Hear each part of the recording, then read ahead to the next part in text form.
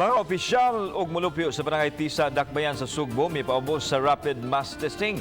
Samtang gilauman nga maigo gyud ang target matag barangay nga mapaubos sa COVID test isip kabahin sa program Balik Buhay.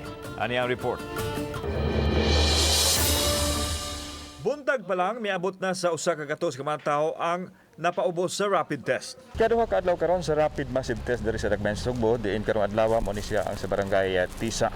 Diin mga mulupyo uban ang mga barangay officials ug mga city councilors sa bagatang bahin sa Dakbayan ang kinatang mapabos sa naasoy nga testing.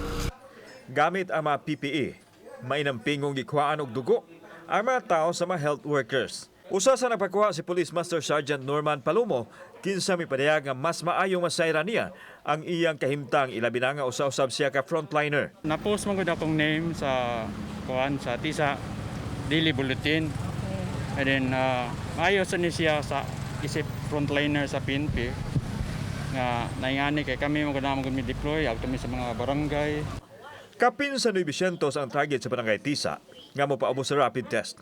Matod sa kapitan, tinguha nilang musunod ang mga mulupyo sa lagda nga gipatuman sa kagamhanan. Ang Tisa wala pay kaso sa COVID. Apan wa sila mukumpiyansa sanglit ang mga kasikbit nga barangay sama sa Nabangon at dunay daghang kaso sa COVID-19. Daghan yung dili.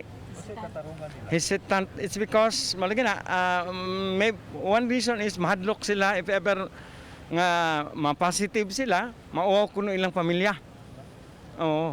Pero atali gi-explainan gyud namo sila unsay purpose aning kini atong gibuhat karon. Nga ang tanan, well, it goes without saying kay we have to set example, no? Nga this is the right thing to do. Samtang malaumon ang mga opisyal sa Dakbayan sa Sugbo nga makuha nila ang 10% nga target matag barangay. Kinibisan pa nga 195 lang ang nagpa-test gikan unta sa 2,000 nga target sa tulo ka mga barangay kagahapon.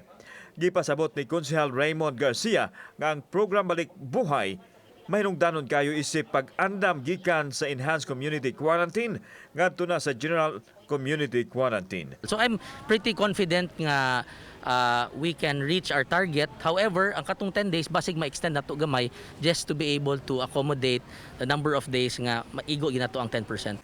Kauban si Marlon Milgaso, ako si Alan Domingo. Balitang Bisdak.